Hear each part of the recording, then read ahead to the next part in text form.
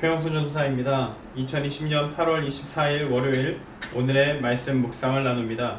말씀 본문은 예레미야 26장 1부터 24절 말씀의 제목은 골수가 쪼개짐을 기뻐할 수 있는가입니다.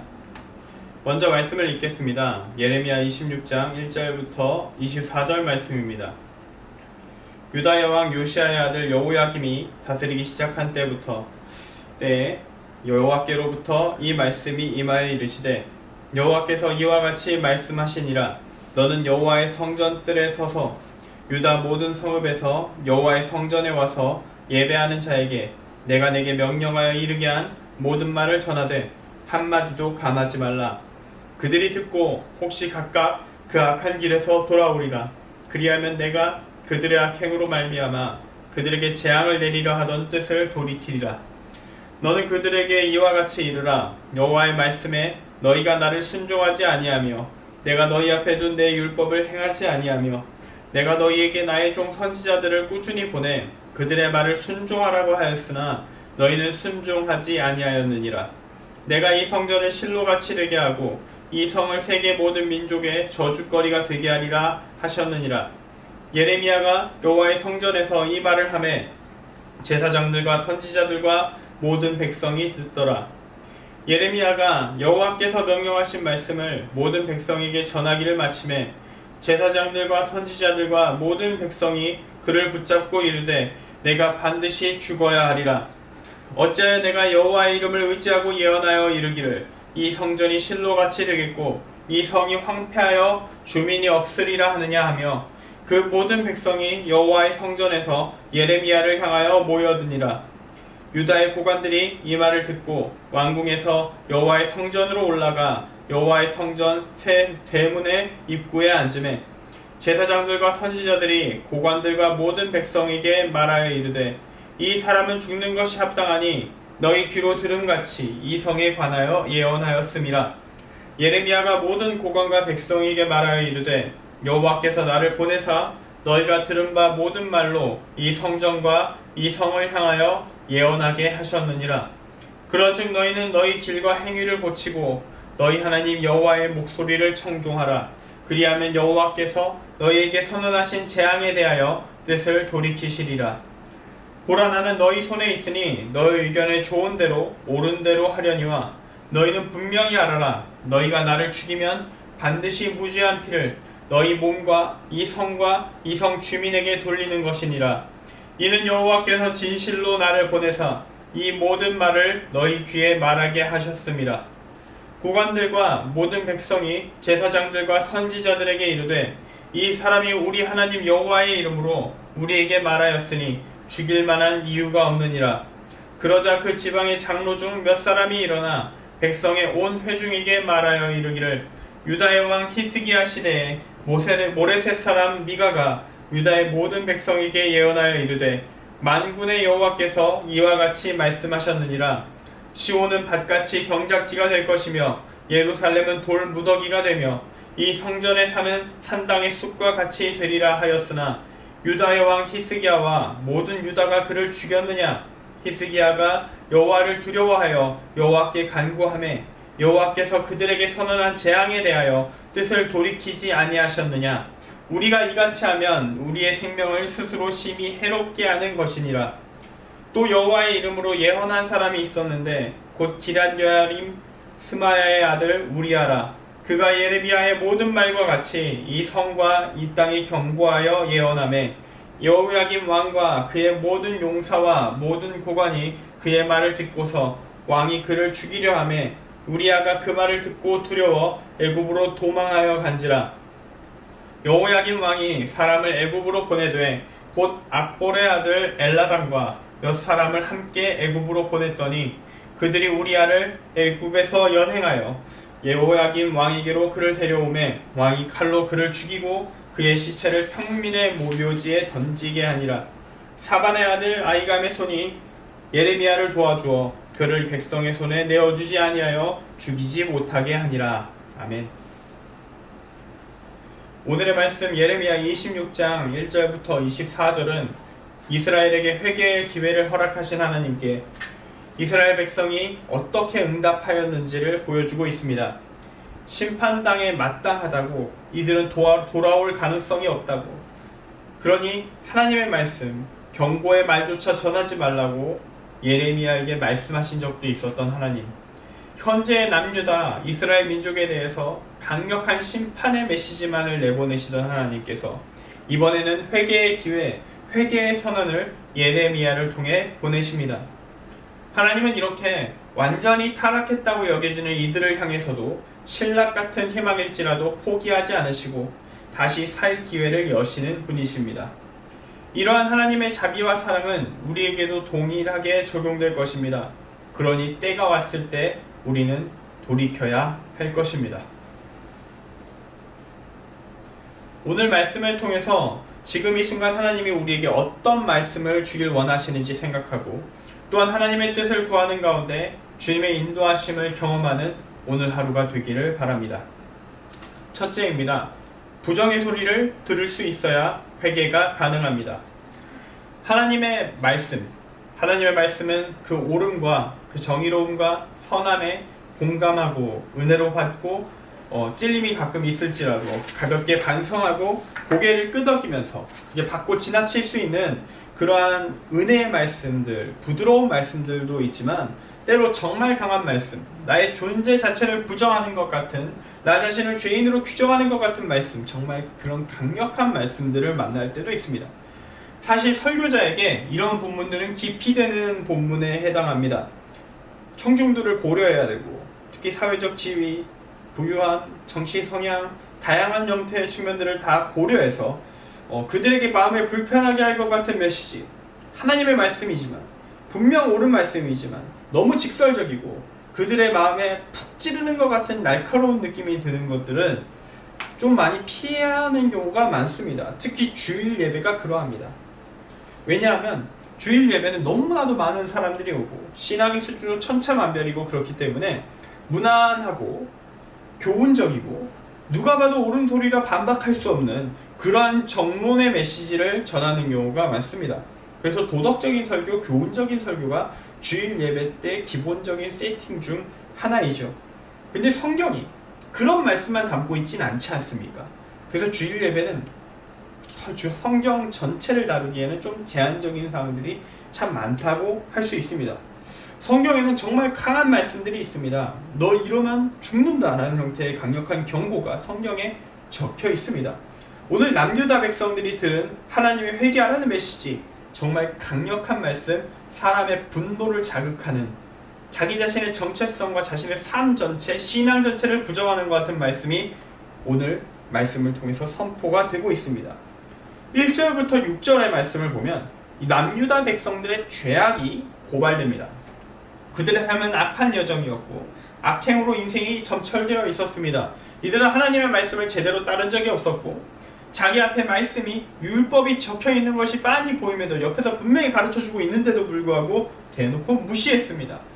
이대로 가면 이들은 하나님의 심판의 대상, 재앙의 대상이 될 것입니다. 6절 말씀입니다. 내가 이 성전을 실로같이 되게 하고 이 성을 세계 모든 민족의 저주거리가 되게 하리라.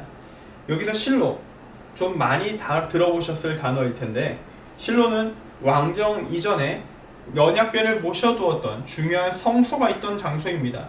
엘리 제사장이 있었던 곳, 선지자 사무엘이 자랐던 장소, 그곳이 실로였습니다. 거기서 엘리의 아들들이 크게 타락한 모습들을 보여주었고 이 두 아들들이 블레셋과의 전쟁에 언약궤 끌고 나갔다가 하나님의 언약궤가 있든 말든 보호를 하지 않으시고 다 전쟁에서 패해서 죽고 언약궤를 빼앗기는 그런 사건이 있죠. 사무엘상에 언급되고 있는 이야기입니다. 이후에 이 도시 실로는 블레셋 사람들에게 파괴되게 됩니다. 예레미야 7장 12절은 이렇게 증언합니다. 너희는 내가 처음으로 내 이름을 둔 처소 실로에 가서 내 백성 이스라엘의 악에 대하여 내가 어떻게 행하였는지를 보라. 이 실로처럼 멸망하지 말고 회개하라고 선포하라. 유다 백성들에게 이렇게 선포하라고 우리 하나님께서는 예레미야에게 말씀하신 것입니다. 그리고 회개의 선포 장소가 어디였느냐? 성전입니다. 죄악의 결과로 폐허가 되어버릴 예정이라. 그렇게 불리고 있는 지금 이 성전에서, 그 성전의 뜰에서 유다 모든 백성에게, 유다 모든 성읍에서 여호와의 성전에 와서 예배하는 그 모든 성읍에서 몰려온 예배자들을 향하여 경고와 회개의 메시지를 예레미야는 던져야 했습니다. 어떤 소리인가? 이렇게 생각하시면 됩니다. 누군가 나름 선지자라 불리는 이 성직자, 다른 지역, 다른 교회의 목회자가 우리가 다니는 교회에 와서 갑자기 예레미야가 지금 남유다 백성들에게 던진 메시지를 전한다면 어떤 일을 겪게 될 것인가? 너희의 성전이 무너질 거야. 너희의 교회가 부서질 거야. 라는, 이대로 가면 너희는 그동안 엉망으로 살았고 너희의 신앙은 하나님이 보시기에 없는 것과 같았지. 이제 하나님께서 너희를 심판하실 것이고 이 교회가 부서질 것이다. 그 말을 들으면 어떤 일이 일어날까요? 유혈 사태를 우리는 예상할 수 있지 않습니까? 분노를 일으킬 수밖에 없는 소리입니다. 그러한 메시지입니다. 예레미야가 이 사실을 모를 리가 없죠. 죽을 수도 있겠다라는 불안감이 가득할 겁니다. 그래서 그런지 하나님은 예레미야의 퇴로를 막아버리십니다. 먼저 경고를 하셔요. 그리고 전할 메시지를 알려주십니다. 내가 내게 명령하여 이르게 한 모든 말을 전하되 한마디도 감하지 말라. 단 한마디도 감하지 말라. 적절하게 중화시킬 수 있는 모든 가능성마저도 차단당한 상태인 겁니다. 이때 예레미야가 말씀을 성전에서 전한다는 것은 죽을 각오를 하고 전하는 것이죠. 그렇게 어떻게든 받은 대로 전했을 때 예레미야는 바로 공격에 직면합니다. 예레미야가 이 예언을 했을 때 사람들의 반응, 특히 당시 예레미야 외에 다른 선지자들과 제사장들의 반응이 더 강하게 부정적이었습니다. 이들은 백성들을 선동합니다. 그리고 예레미야를 죽이려고 합니다. 어딜 감히 여호와의 성전이 무너질 것이라고 이야기하느냐? 여기는 멀쩡하다. 대체 우리가 회개할 것이 뭐가 있느냐? 이것이 당시 종교 지도자들의 태도였습니다. 정말로 회개할 것이 없었냐? 그렇진 않았지요. 타락한 남유다의 신앙 형태, 제대로 된 믿음이 없을 때의 신앙 형태는 예레미야 7장 30절 말씀, 여호와께서 말씀하시되 유다 자손이 나의 눈앞에 악을 행하여 내 이름으로 일컬음을 받는 집에 그들의 가증한 것을 두어 집을 더럽혔으며, 이 말씀에서도 확인되듯이 성전 곳곳에 우상을 갖다 놓고 같이 섬기는, 성전을 다신교의 만신전으로 다 개조해서 다신교식으로 예배하던 자들이 그들이었기 때문입니다. 여호와 하나님이 개개인의 필요에 따라 이 지역에, 그리고 이스라엘의 민족신으로서 최고신이 되거나 그냥 신들 중 하나로 섬겨졌던 것, 당시의 신앙 행태입니다. 이런 것을 가리켜 하나님께서 제대로 된 신앙이다 라고 평가하실 리가 없지요. 하지만 이미 다신교 신전의 일반적인 제사장들과 같은 형태의 정신을 가지고 있는 당시의 대제사장들, 다신교식으로 하나님의 뜻을 말하던 선지자들, 당대의 종교 지도자들은 이게 뭐가 문제냐고 묻습니다. 원래 이게 제사다. 원래 이게 성전의 모습이지. 이게 원래 하나님을 믿는 방식이야. 유일신 하나님은 없다. 다른 신 없다. 오직 하나님 외에 다른 신 없고 하나님만이 신이시다. 그런 구닥다리, 구습 다 철폐해야 된다. 그런 전통적 신앙 필요 없다. 이것이 바로 신식의 신앙 시대의 대세이다. 그게 싫다고 하는 너 죽고 싶으냐? 라고 말하는 것. 이런 시대를 살고 있었던 것입니다. 이것이 예레미야의 삶이죠. 예레미야는 이때 실제로 죽을 뻔합니다. 예레미야 26장 9절은 이렇게 말합니다. 어찌하여 내가 여호와의 이름을 의지하여 예언하여 이르기를 이 성전이 실로같이 되겠고 이 성이 황폐하여 주민이 없으리라 하느냐 하며, 그 모든 백성이 여호와의 성전에서 예레미야를 향하여 모여드니라. 당시의 제사장과 선지자들, 그리고 그들에게 선동된 백성들 모두가 함께 모여 예레미야를 죽이려고 합니다. 이 8절 말씀의 핵심 포인트는, 이들이 분노한 이유는 이 성전이 실로같이 되겠고 이 성이 황폐하여 주민이 없으리라, 이 부분이었습니다. 이들이 성전이 올 때 뭘 기대했느냐? 축복을 기대합니다. 긍정의 메시지를 기대합니다. 은혜를 받을 것을 기대합니다. 좋은 소리 들을 거 기대하면서 복 받을 거다라는 얘기를 들으려고 기대하면서 성전에 나왔습니다. 근데 메시지가 뭐였느냐? 심판입니다. 듣고 싶지 않은 이야기. 이것이 그들이 저항한 이유입니다. 모든 사람은 좋은 소리를 듣고 싶어 합니다. 자신에 대한 부정의 소리 듣고 싶어 하지 않습니다. 그러나 회개가 필요한 순간, 정말로 잘못한 것이 있는 순간에 하나님이 베푸시는 사랑과 축복은 쓴소리, 거의 저주와 같은 소리일 수도 있습니다. 말했듯이 이것은 저주가 아니라 축복입니다. 축복처럼 안 들리겠지만 축복입니다. 회개하라고 주시는 말씀이잖아요. 구원받으라고 주는 말씀이잖아요. 쓴소리지만 축복인 것입니다. 이것조차 안 주는 게 바로 폭이고요. 바로 저주입니다. 그냥 죽으라고 내버려 두는 것이니까요. 그런데 지금 우리는 예레미야를 통해 하나님의 진짜 축복, 죽을 위기에 처한 자를 향해 살길, 회개의 살길을 주신 하나님의 사랑의 축복을 받은 자들이 긍정의 메시지를 못 받았다고, 내가 생각하기엔 축복을 못 받은 것 같다고 하면서 아우성치면서 저놈의 목을 치라고 말하는 그런 장면을 오늘 말씀을 통해 보고 있습니다. 어쩌면 이게 우리의 현실은 아닌가요? 회개가 중요한 것은 다 알고 있습니다. 그런데 회개의 메시지가 오면 정말로 회개가 가능할까요? 내게 회개가 필요한 상태일 때, 내가 내 신앙이 정말 많이 망가졌을 때, 하나님의 사랑, 축복을 담은 회개의 메시지가 우리에게 축복으로 받아들여질까요? 저주로 받아들여질까요? 그때 내 선택은 무엇입니까? 이 문제를 해결하는 방법, 좋은 대처를 하는 방법은 내게 습관을 들이는 것밖에 없습니다. 좋은 각인을 내 몸과 마음에 두는 겁니다. 말씀을 읽고 또한 말씀을 듣고 살 때 쓴소리, 그때 내게 아픈 소리가 들려올 때마다 이것이 주님이 축복이라고 생각하면서 분노하기보다는 먼저 더욱더 눈을 부릅뜨고 보고 더욱더 집중하여 말씀을 듣고 읽고 생각하고 기도하는 것입니다. 더 철저하고 진지하게 말씀을 대해야 합니다. 그리고 자신을 돌아보는 것입니다. 이렇게 말씀을 진지하게 구도자의 자세로 대하는 것을 모든 순간 훈련해야 합니다. 그래야만 우리는 하나님이 주시는 진정한 축복, 우리를 포기하지 않으시고 우리를 깎아내셔서 진짜 원석을 깎아 다이아몬드를 만드시시 우리를 변화시켜 가시는 하나님의 축복, 아프지만 받아내야만 좋은 축복의 메시지를 우리는 받을 수 있습니다. 겉껍질이 아니라 속에 담겨있는, 진짜로 우리를 바꿀 수 있는 메시지까지 우리는 받아낼 수 있는 것이죠. 그런 의미에서 정말 회개가 필요한 자는 회개의 메시지가 왔을 때 솔직하게 회개하기 어려울 수 있습니다. 회개가 필요한 사람일수록 볼 눈과 들을 귀가 막혀있기 때문이죠. 겉으로 인식하기에 부정의 소리일지라도 그 속에 담긴 메시지를 깨달아 알 수 있어야 합니다. 그럴 수 있는 우리가 되길 바랍니다. 그때 우리가 끝까지 구원의 길을 걸어갈 수 있을 것입니다. 둘째입니다. 죽음의 공포를 넘어 하나님의 말씀대로 행하는 믿음이 있어야 합니다. 자신을 죽이려고 몰려드는 사람들 앞에서 누구라도 공포에 질릴 그 순간에 예레미야가 이렇게 말합니다. 예레미야는 목숨을 걸었지요. 예레미야 26장 12에서 15절 말씀입니다. 예레미야가 모든 고관과 백성에게 말하여 이르되 여호와께서 나를 보내사 너희가 들은 바 모든 말로 이 성전과 이 성을 향하여 예언하게 하셨느니라. 그런즉 너희는 너희 길과 행위를 고치고 너희 하나님 여호와의 목소리를 청종하라. 그리하면 여호와께서 너희에게 선언하신 재앙에 대하여 뜻을 돌이키시리라.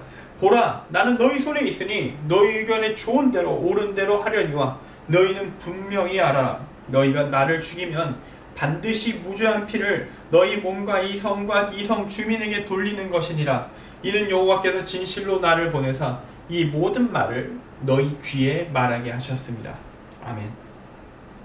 목숨을 건 선언입니다. 이것이 그 자리에 있던 사회 지도층들, 고관들, 고위 관료들의 마음을 움직입니다.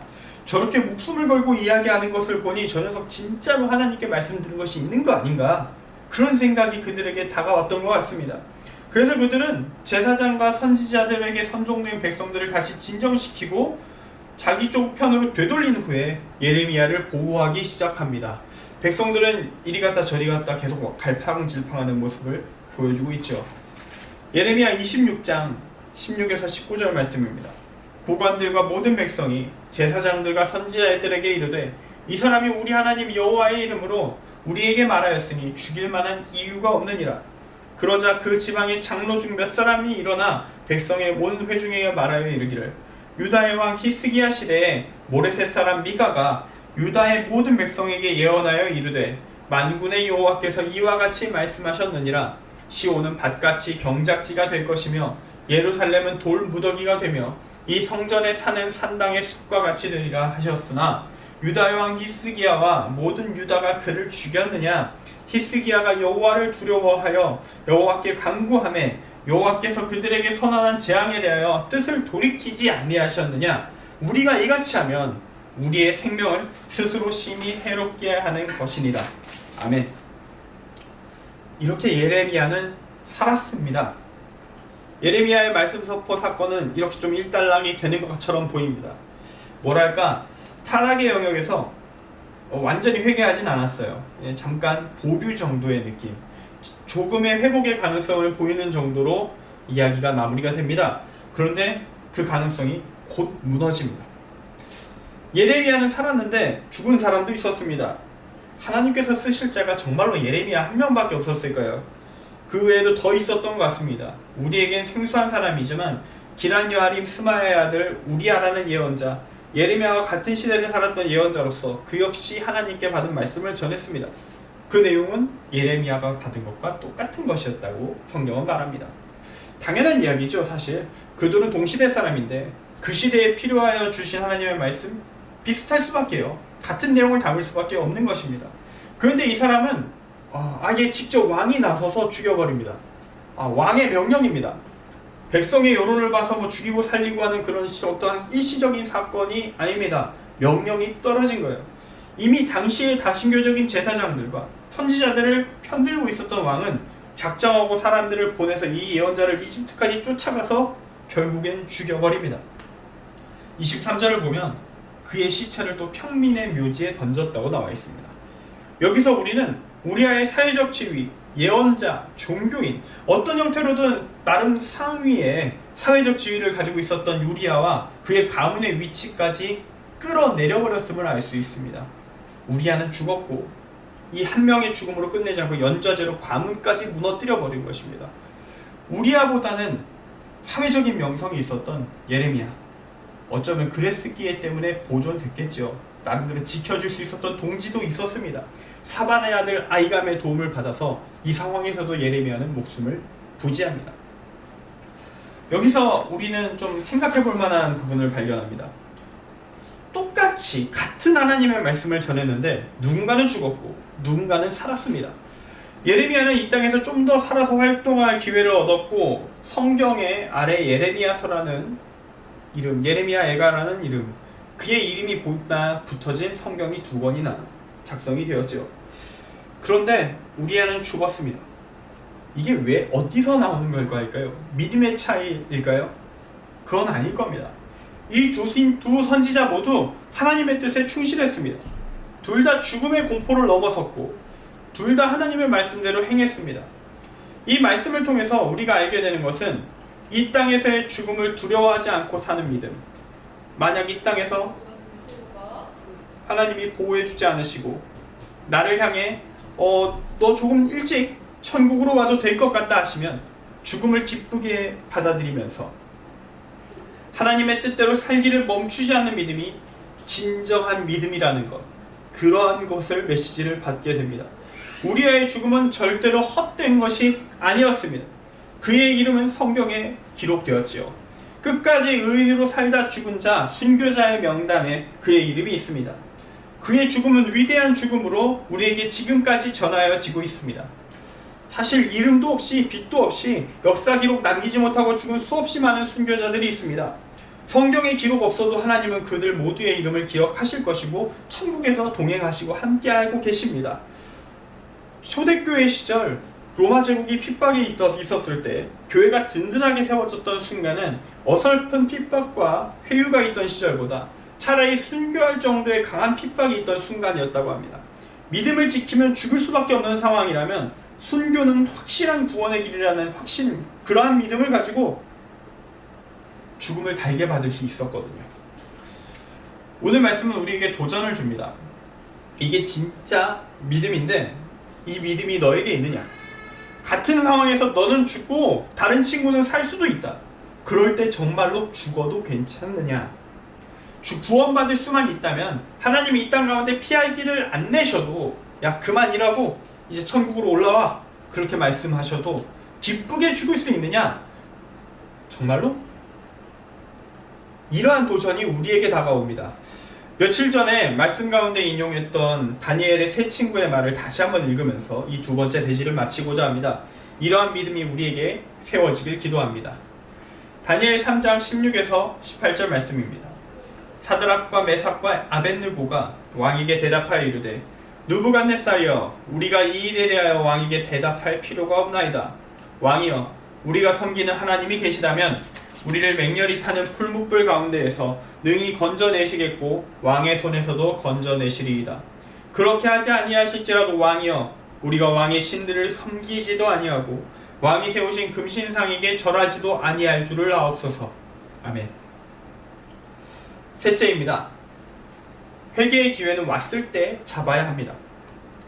회개의 기회는 왔을 때 잡아야 합니다. 예레미야는 선포하고 나서, 하나님의 말씀을 선포하고 나서 살았기 때문에 나름의 어쩌면 회개의 기회는 본전된 것이죠.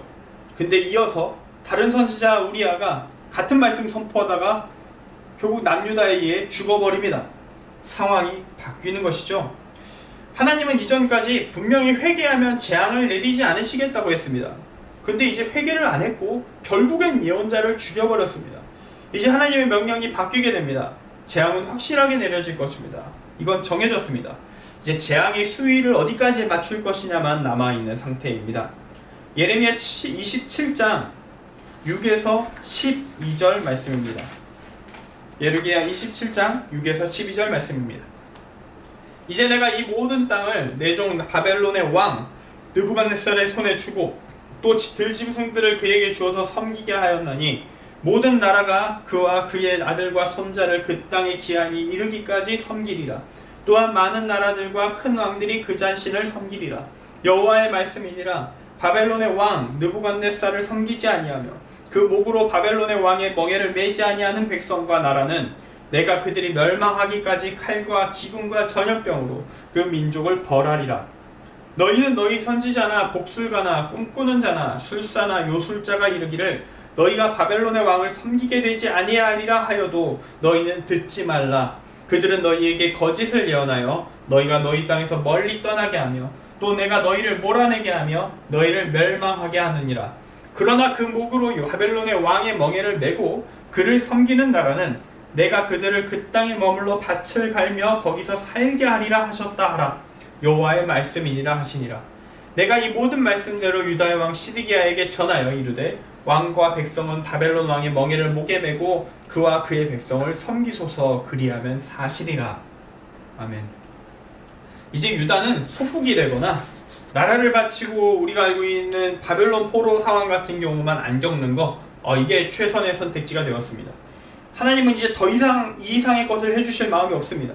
이제 스스로 나라를 바치고 속국 식민지가 되는 것만이 최선이다 라고 말을 하고 계시는 것입니다.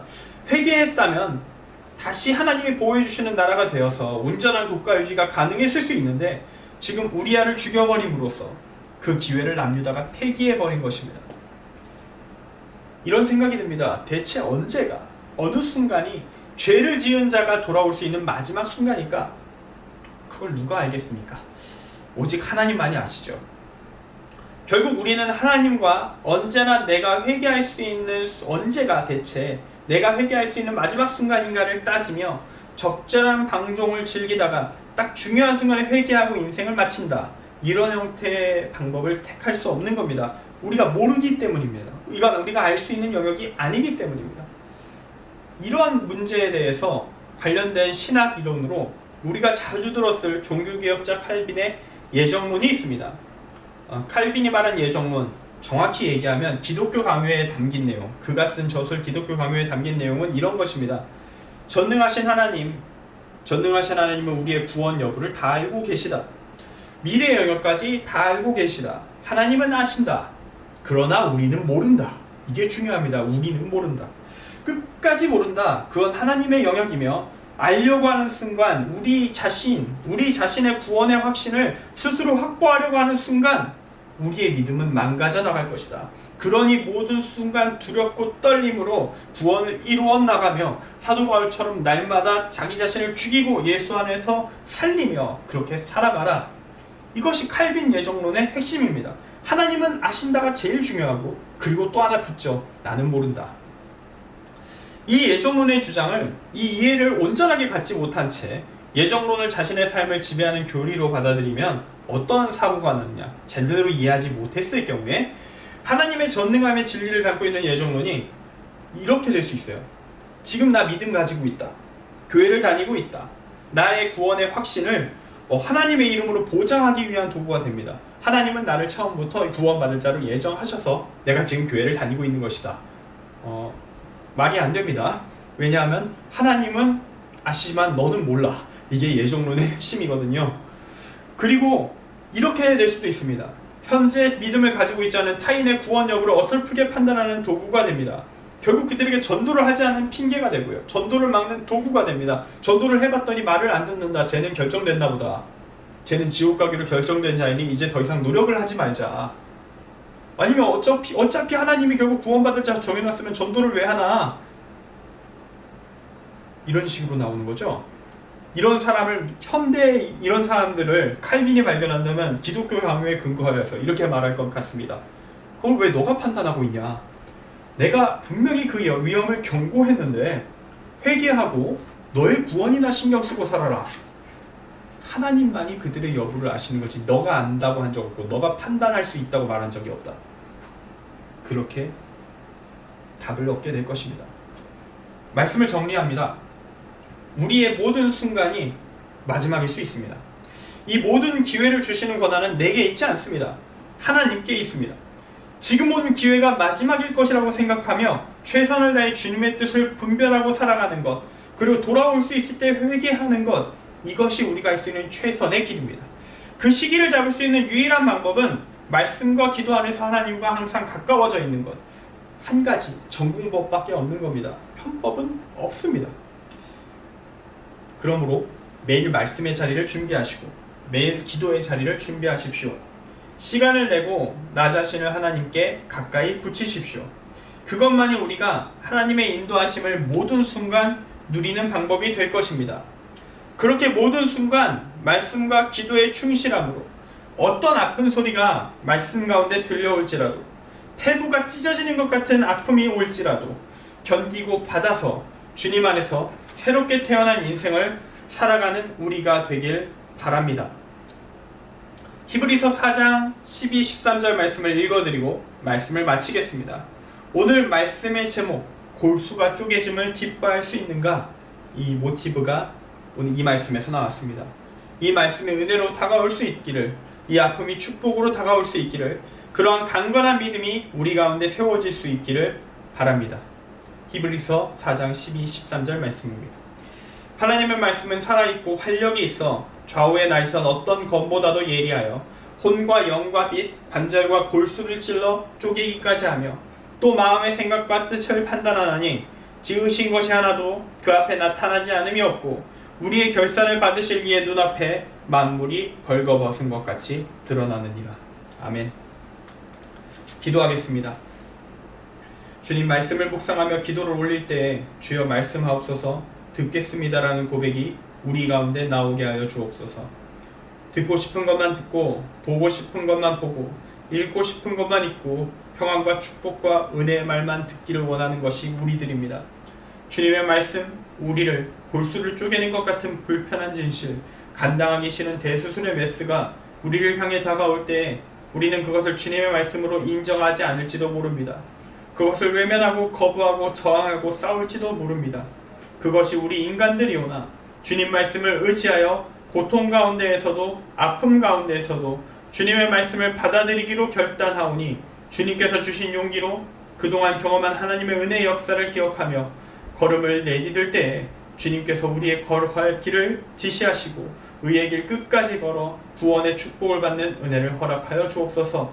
이 땅의 복을 받고 지옥에 가는 것, 지옥에 갈 것을 모르고 천국 갈 것으로 착각하고 살다가 죽어 지옥에 떨어지는 것이 아니라 이 땅에서 고통당할지라도 천국에 가는 것을 기쁨으로 여기고 주의 진리를 받으며 살아가는, 주의 진리를 받들며 살아가는 우리들 되게 하여 주옵소서.